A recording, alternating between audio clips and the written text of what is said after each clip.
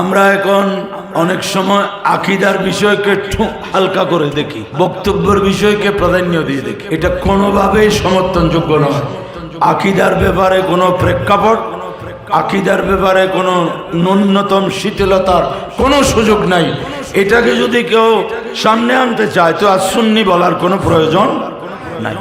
এখন আমরা কারো উপস্থাপনা সুন্দর, কারো এই সুন্দর ওই সুন্দরের দিকে আমরা ধাবিত হয়ে আকীদার অবস্থানটাকে যেন নড়বড়ে করে ফেলার একটা সূক্ষ্ম ষড়যন্ত্র চলছে।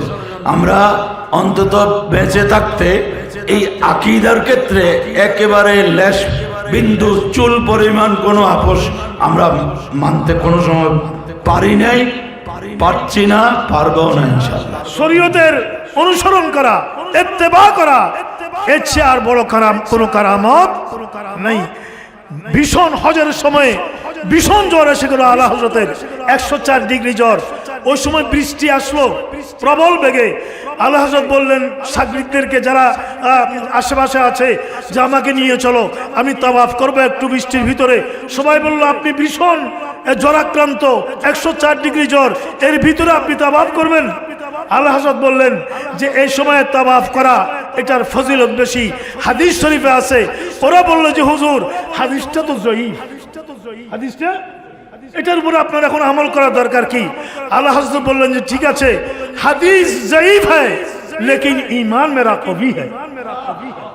হাসান বিন সাবিত বলেছিলেন ফাইন্না আবি ওয়া ওয়ালাদাহু ওয়া ইরদি লা ইরদি মুহাম্মাদিন মিনকুম বাকাউ। আশিক রাসূল আজকে হাসান বিন সাবিতের মতো আরেকজন আশিক রাসূল হযরতে আলা হযরতকে আমরা দেখতে পাচ্ছি ওনার প্রথম শেয়ারের মধ্যে, লাম ইয়াতি নজিরুকা ফি নজরিন মিসলে তু নশুদু ফায়দা জানা। এই শেয়ার মধ্যে ফার্সি আছে, উর্দু আছে, বাংলা আছে, ইংরেজি আছে, সব ভাষা আছে না নাই? আছে। এমন একটা শেয়ার কেহ কোন শায়ের দেখাতে পারবে না যে এই শেয়ারের মধ্যে বাংলা আছে, উর্দু আছে, আরবি আছে, ফার্সি আছে, সব কিছু আছে। এরকম শেয়ার কেহ বানাতে পারে নাই, একমাত্র আলা হযরতের জুবান পাক দিয়ে এই জন্য বের হয়েছে, যেহেতু ওনার পিছনে আমার নবী হাজির থাকতেন। 92.8% মুসলমান বাংলাদেশে, কিন্তু এরা মৌলিক আকীদা আদর্শের দিক থেকে এক না। ভিন্ন ভিন্ন আকীদা আদর্শের মানুষ আছে, তো ওদের ভিন্নদেরকে বাদ দিয়ে আমরা যারা আহলে সুন্নাত ওয়াল জামাতের আকীদা আদর্শে বিশ্বাসী, আমাদের সমাজকে যে সঠিক দিক নির্দেশনা দিয়ে তার শিক্ষা, সংস্কৃতি, রাজনীতি, সব বিষয়গুলোকে পরিচালনা করা, এটা সময়ের চাহিদা, যেটার অভাবের কারণে আমাদের যেই রকম সুফল পাওয়ার ছিল সেভাবে আমরা পাচ্ছি না। তো এই জন্য আমাদের যে অবস্থান, আমরা যা আছে সেটা দিয়ে আমাদেরকে অন্তত এই পরিস্থিতিতে দেশের গতিবিধি কোন দিকে, দেশের পট পরিবর্তন, সরকার পরিবর্তন ইত্যাদি বিষয়গুলো দেশের একটা রাষ্ট্রের কিন্তু সবকিছু একটা একটার সাথে সম্পৃক্ত। আজকে সুন্নিদের মনে একটা বড়, সবার মনে একটা যে বড় আফসোস যে রাষ্ট্রীয় ক্ষেত্রে সুন্নিরা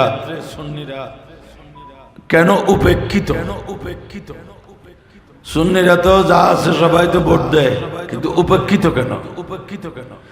এইটার গবেষণা করলে দেখা যাবে আমরা অতি অরাজনৈতিক খাবার, এটা কুফর, এটা অস্বীকার করার সুযোগ নেই। আপনি যদি কওমি ঘরানার অবস্থানকে দেখেন, সেই ব্রিটিশ আমল থেকে ওরা ওদের রাজনৈতিক অবস্থানকে যে কোনোভাবে হাজার হাত একদিকে রাখে না। আপনারা জানেন ওরা যে কোনো সরকার, যে কোনো যারা আসুক, ওদের হাত কিন্তু একদিকে থাকে না, দুই দিকেই থাকে। যার কারণে ওরা বরাবরে মজার মাঝখানে, সুবিধার মাঝখানে সাইয়ের মুখ ওরা সব দিকে রাখছে, এদিক থেকে আসলেও যেন ওদের কানে ঢুকে, ওই দিক থেকে আসলেও। এই অতি অরাজনৈতিক মনোভাবাপন্ন হওয়াটা আমাদেরকে এই অবস্থায় আনছে। এটা কেউ যদি অবিশ্বাস করে তো আলোচনায় বসলে মানতে বাধ্য। আপনি দেশের নাগরিক, আপনি রাষ্ট্র নিয়ে চিন্তা করবেন না, এটা কেমনে হয়? আর যারা রাষ্ট্র নিয়ে চিন্তা করবেন না, রাষ্ট্র কেন ওদেরকে গণবে? সোজা কথা। আমি যখন এই রাষ্ট্র নিয়ে চিন্তা করবেন না, রাষ্ট্র আমাকে নিয়ে কেন চিন্তা করবে? অতএব আজকে সবাইকে বোঝা দরকার যে সুন্নিদের অবস্থান কোন দিকে পাকাপোক্ত করা দরকার। রাষ্ট্রীয়ভাবে মূল্যায়ন পেতে হলে কি দরকার? না না আমি রাজনীতি হারাম কেউ বলতে পারবে? পারবে কেউ? তরিকতপন্থীরা বলতে পারবে এটা? তরিকতের সর্বোচ্চ যিনি মওলা আলী শের খুদা রাদিয়াল্লাহু আনহু, প্রায় তরিকার উপরে রসুল পাকের পরে কার নাম? মওলা আলীর নাম। উনি রাষ্ট্র পরিচালনা করেন নাই? উনি কি যাওয়ার সময় বলে গেছিলেন পরবর্তী আমার উত্তরসূরিরা আল্লাহ বিল্লাহ তোমরা আর এই কাজে যাবা না? এরকম কোন নজির আছে? তো আমরা একটা ফিল্ড সম্পূর্ণ ছেড়ে দিয়ে অন্যদেরকে আমরা কিভাবে মূল্যায়ন পাবো? অতএব আজকের দিনে সমন্বিত প্রচেষ্টা, উদ্যোগ সুন্নিদেরকে একটা পর্যায়ে উপেক্ষিত হওয়া থেকে রক্ষা করবে। এখন কেউ যদি বলে আলা হযরত সদরুল্লাহ ফাজল হযরত আল্লামা মুফতি আহমদ ইয়ার খান ওরা রাজনীতি করছে কিনা? ইতিহাস খুলেন, করছে তো। ব্রিটিশ থেকে বিভক্ত হওয়ার, ব্রিটিশ থেকে আলাদা হওয়ার সময় যে থিওরি আলা হযরত দিয়েছেন, ওটার ভিত্তিতে তৎকালীন পাকিস্তান নামক রাষ্ট্র হয়েছে। এবং এই দেওবন্দি এবং মওদুদি এই দুইটা সবসময় দেশের বিরুদ্ধে ছিল। যখন ব্রিটিশ থেকে স্বাধীন হওয়ার প্রশ্ন আসছে, ওরা বলেছিল অখণ্ড ভারত, এখানে আর ভিন্ন কোনো রাষ্ট্র হবে না, অখণ্ড ভারতের পক্ষে ছিল ওরা। সেই সময়ের এই উপমহাদেশের সবচেয়ে রাজনৈতিক শক্তিশালী দল মুসলিম লীগকে যদি ওলামায়ে আহলে সুন্নাত তখন যদি সমর্থন না দিত, তো এই পৃথিবীর বুকে একটি মুসলিম রাষ্ট্রের অস্তিত্ব, তৎকালীন পাকিস্তানের অস্তিত্ব হতো না। এই দুটি পক্ষ আবার যখন বাংলাদেশের মহান মুক্তিযুদ্ধ, স্বাধীনতা আন্দোলন, তাও তারা দেশের বিরুদ্ধে ছিল, ওলামায়ে আহলে সুন্নাত পক্ষে ছিল। কিন্তু আমার দৃষ্টিতে, আমার গবেষণায় যেটা, যে ওই সময় স্বাধীনতা আন্দোলনকে ওলামায়ে আহলে সুন্নাত যেভাবে সহযোগিতা করেছে, এটা ধারাবাহিকতা রক্ষা হয়নি। ধারাবাহিকতা না থাকলে আপনি ছিটকে পড়বেন, যার কারণে আমাদের এই উপেক্ষিত হওয়া। তো আলা হযরত বলেন, সদরুল্লাহ ফাজল বলেন, বরং সদরুল্লাহ ফাজল হযরত আল্লামা নঈমুদ্দিন মুরাদাবাদী রহমতুল্লাহ আলাইহির উপর দায়িত্ব পড়েছিল ওই সময় সংবিধান রচনার জন্য। উনি 11 দফা মূলনীতির একটা সংবিধানও পেশ করেছিলেন। এই জন্য সুন্নিদেরকে বলবো, আমরা যারা সুন্নি আকীদায় বিশ্বাসী, আমরা এখন অনেক সময় আকীদার বিষয়কে হালকা করে দেখি, বক্তব্যের বিষয়কে প্রাধান্য দিয়ে দেখি। এটা কোনোভাবেই সমর্থনযোগ্য নয়। আকীদার ব্যাপারে কোনো প্রেক্ষাপট, আকীদার ব্যাপারে কোনো ন্যূনতম শিথিলতার কোনো সুযোগ নাই। এটাকে যদি কেউ সামনে আনতে চায় তো আর সুন্নি বলার কোনো প্রয়োজন নাই। এখন আমরা কারো উপস্থাপনা সুন্দর, কারো এই সুন্দর ওই সুন্দরের দিকে আমরা ধাবিত হয়ে যে আকীদার অবস্থানটাকে যেন নড়বড়ে করে ফেলার একটা সূক্ষ্ম ষড়যন্ত্র চলছে। আমরা অন্তত বেঁচে থাকতে এই আকীদার ক্ষেত্রে একেবারে লেশ বিন্দু চুল পরিমাণ কোনো আপোষ আমরা মানতে কোনো সময় পারি নাই, পারছি না, পারবো না ইনশাআল্লাহ। বাকি বিষয় আলোচনার মাধ্যমে সমাধান হতে পারে। আল্লাহ বুঝার তৌফিক দান করুন। আসসালামু আলাইকুম ওয়া রাহমাতুল্লাহ। বাংলাদেশে এই যৌতুক এবং মাদকতা এই সমস্যার পাশাপাশি আরো অনেক সমস্যা আছে। দুর্নীতি একটা প্রধান সমস্যা। কোটি কোটি টাকা বাংলাদেশ থেকে পাচার হয়েছে, ঠিক কিনা? এটা আমরা সব সরকার, যখন যে সরকার আসি, আগের সরকারকে দায়ী করি যে বাংলাদেশ থেকে এত হাজার হাজার কোটি টাকা, হ্যাঁ, বিলিয়ন মিলিয়ন ডলার, হ্যাঁ, বিদেশে পাচার হয়েছে। কিন্তু আজ পর্যন্ত এগুলো ফেরত আনার বা পাচার না হওয়ার কোনো সিস্টেম এই আমাদের বাংলাদেশ আবিষ্কার করতে পারে নাই, ঠিক কিনা? আলা হযরত ইমাম আহমদ রাজা খান বেরেলভী আলাইহির রহমা যে কিতাব লিখেছেন কারেন্সি নোট, এই নাম না, কারেন্সি নোট, এটার উপরে আমার কাছে কিতাবটা আছে, লিখেছেন।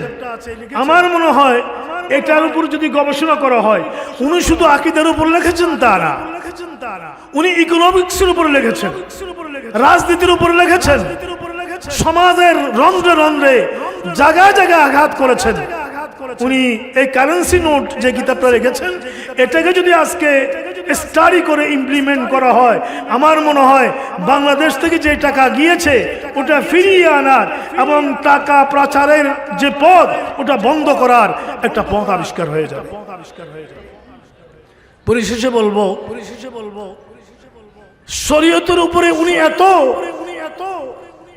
এক্সপেরিমেন্ট করতেন, এত আমল করতেন, যেটা আজকে আমরা আমাদের এই সুন্নিয়তের সমাজ ব্যবস্থায় ওই দিকে আমাদের বেশি নজর দেওয়া দরকার।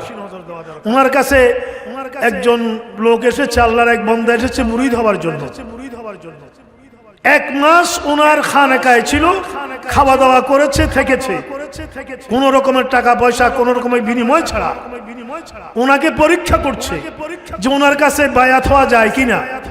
1 মাস ওনার খানেকায় ছিল, কিন্তু ও লোকের আলা হযরতকে পছন্দ হলো না, পছন্দ হয় নাই, কারণ ও আলা হযরতের কোনো কারামত দেখে নেই। এখন তো কারামতে ভরপুর, ঠিক না? কারামতে ভরপুর, ওদিকে যাব না। 1 মাস পরে সে কিছু না বলে চলে যাচ্ছে। আলা হযরতকে ডাক দিলেন, ডেকে বললেন যে আপনি 1 মাস আমার এখানে ছিলেন, রাত মনে হয় যেন আপনি রাত করেছেন, চলে যাচ্ছেন। আমার মনে হয় আপনি মনে কোনো ব্যথা পেয়েছেন, এসেছেন কি জন্য, এইভাবে কেন চলে যাচ্ছেন? অনেক চাপাচাপির পরে উনি বললেন যে হুজুর, আমি আপনার কাছে মুরিদ হতে এসেছি, কিন্তু আপনার জীবন আমার কাছে তেমন পছন্দ হয়নি। আল্লাহ বললেন কেন? যে আমি 1 মাস ছিলাম, আপনার কোন কারামত আমি দেখিনি, কি জন্য আমি মুরিদ হব? আল্লাহ বললেন আপনি যে 1 মাস এখানে ছিলেন, শরীয়ত বিরোধী কোন কার্যক্রম কি আমার থেকে দেখেছেন? আমি আজান দিয়েছে, মসজিদে জমাতে শরীক হয় নাই, এরকম একটা ওয়াক্ত কি আপনি দেখেছেন? উনি বলেন না। এটা হলো সবচেয়ে বড় কারামত। শরীয়তের অনুসরণ করা, ইত্তেবা করা, এর চেয়ে আর বড় কোন কারামত নাই। ভীষণ হজের সময় ভীষণ জ্বর এসে গেল আলা হযরতের, 104 ডিগ্রি জ্বর। ওই সময় বৃষ্টি আসলো প্রবল বেগে। আলা হযরত বললেন সাগরিকদেরকে, যারা আশেপাশে আছে, যে আমাকে নিয়ে চলো, আমি তাওয়াফ করবো একটু বৃষ্টির ভিতরে। সবাই বলল আপনি ভীষণ জ্বরাক্রান্ত, 104 ডিগ্রি জ্বর, এর ভিতরে আপনি তাওয়াফ করবেন? আলা হযরত বললেন যে এই সময় তাওয়াফ করা, এটার ফজিলত বেশি, হাদিস শরীফে আছে। ওরা বলল যে হুজুর, হাদিসটা তো জয়ীফ, হাদিসটা, এটার উপরে আপনার এখন আমল করার দরকার কি? আলা হযরত বললেন যে ঠিক আছে, হাদিস জয়ীফ হ্যায় লেকিন ঈমান মেরা কবি হ্যায়। উনি এই হাদিসটা, উনি বললেন আমি জীবনে এই হাদিসটার উপরে আমল করার হয়তো সুযোগ পাবো না। কোন সময় বৃষ্টি আসবে, কোন সময় তাওয়াফ করব, এতটুকুন সুন্নতের পায়রো ছিলেন। যাই হোক, আজকের এই আমাদের নুরি সাহেবের যে আন্দোলন, এটা সফল হোক, জাতি এটাকে মূল্যায়ন করুক, এবং জাতি এই সমস্ত সংক্রামক রোগ, মারজে মুতাআদ্দি, এগুলো থেকে নাজাত পাক, এই কামনা করে ওনাকে ধন্যবাদ জানিয়ে, সবাইকে ধন্যবাদ জানিয়ে, আপনাদের শুকরিয়া আদায় করে, এবং এই আন্দোলন আরো গতি পাক, ত্বরান্বিত হোক, এই কামনা করে শেষ করলাম। আসসালামু আলাইকুম ওয়া রাহমাতুল্লাহ। আলা হযরত আজিমুল বরকত ফাযিল বেররবি রাদিয়াল্লাহু তাআলা এক শেয়ার মধ্যে সবকিছু বলে দিয়েছেন। এটা ওনার করামত। আগে একটু ওই প্রথম শেয়ারটা তেলাওয়াত করি। এটা আমার নবীর মুজিজা আলা হযরতের করামত। এই শেয়ারের দুনিয়ার মধ্যে যত শেয়ার আশার আছে সব শেয়ার আশারের মধ্যে আলা হযরতের শেয়ার যেরকম উত্তম, আলা হযরতের যত শেয়ার আছে আশার আছে, যত ছন্দ আছে, যত গজল আছে, যত নাতুর রসুল আছে, সব শেয়ার মধ্যে লামিয়াতি নজিরুকা এটার স্থান সবচেয়ে এক নম্বরের মধ্যে। ওনার মুখ দিয়ে এই কথাটা কেন আসলো? হযরতে হাসান বিন সাবিত রাদিয়াল্লাহু তাআলা আনহু উনির জন্য মদিনায় তৈবার মধ্যে দুইটি মিম্বর কায়েম করা হয়েছিল। একটা হলো খুতবা দেওয়ার জন্য, আর একটা হলো আমার নবীর নাত রাসূল মিম্বরে বসে বসে তেলাওয়াত করার জন্য। নাত রাসূল হযরতে হাসান বিন সাবিত যখন নাত রাসূল শুরু করলেন তখন হাল দেখা যাচ্ছে একটু বেশ কম। তখন আমার নবীর সঙ্গে সঙ্গে দোয়া করে দিলেন, আল্লাহুম্মা আইয়িদহু বিরূহিল কুদুস। আয় আল্লাহ, হযরত হাসানকে জিবরাইলের মাধ্যমে এমন শক্তিশালী করো যেন উনি নির্দ্বিধায় আমার সামনে শেয়ারগুলো মনে মনে প্রাণে ভক্ত করতে পারে। এজন্য এই শেয়ার নবীর দোয়া শোনার সাথে সাথে হযরতে হাসান বিন সাবিত বলেছিলেন, ফাইন্না আবি ওয়া ওয়ালাদাহু ওয়া ইরদি লা ইরদি মুহাম্মাদিন মিনকুম বাকাউ। আশিক রাসূল আজকে হাসান বিন সাবিতের মতো আরেকজন আশিক রাসূল হযরতে আলা হযরতকে আমরা দেখতে পাচ্ছি ওনার প্রথম শেয়ারের মধ্যে, লামিয়াতি নজিরুকা ফি নজরিন মিসলে তু নশুদু ফায়দা জাহান্না। এই শেয়ার মধ্যে ফার্সি আছে, উর্দু আছে, বাংলা আছে, ইংরেজি আছে, সব ভাষা আছে না নাই? আছে।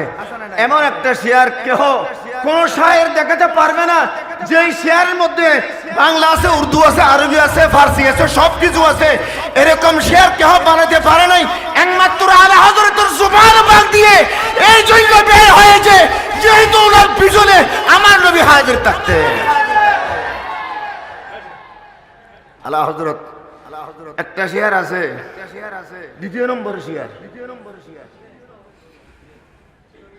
ওইটা এমনি তর্জমা করে কিন্তু আসল মর্ম বুঝার ক্ষমতা নাই। এটা আমার নবীর কাছে জগরাজ কো তাজে তোরে সরসু। তারপরে কি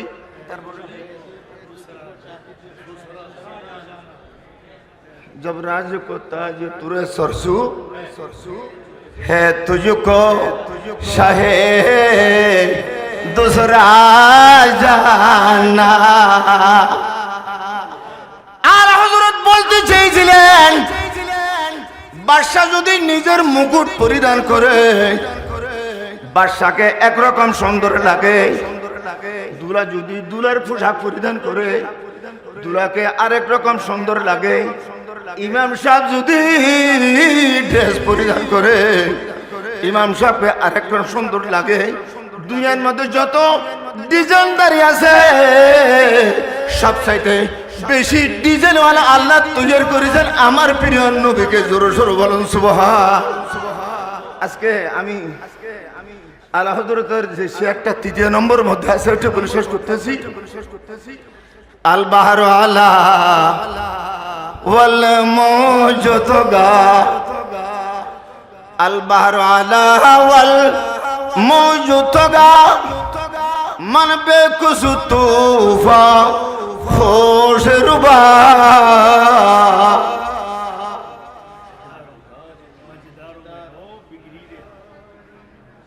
मजेदारों में हूँ बिगड़ी हवा मोरी नैया पार लगा जाना लम्याती नज़ीरों का फी नज़रिन मिसले तू न शुदु पैदा जाना। या রাসূলুল্লাহ আমরা তো একা হয়ে গেছি, আমরা একা আর থাকতে পারতেছি না। আপনার নবুয়তের নৌকার মধ্যে আমরা সবাই উঠতে চাই। আজকে কাশেম নুরি সাহেবকে ধন্যবাদ, উনি আমার অত্যন্ত আপন মানুষ। মাঝখানে কিছু মহব্বত কমে গিয়েছিল, আজ ইয়ে মহব্বত ইয়ে জোড়া লাগিয়ে গিয়ে আজ ইয়ে নুরি সাহেবর যেহেতু মুরিদ ভক্ত আছে আর একখান বিশেষ হয়ে দে যেদিন এক কিয়ামতের দিন বাজি যাই কই নুরি সাহেবর মুরিদের হলে কেন আল্লাহ কেন শুকর করিব আল্লাহ। আল্লাহ বেগর মাহফিল কবুল করে তো আমিন। আসসালামু আলাইকুম ওয়া রাহমাতুল্লাহি ওয়া বারাকাতুহু।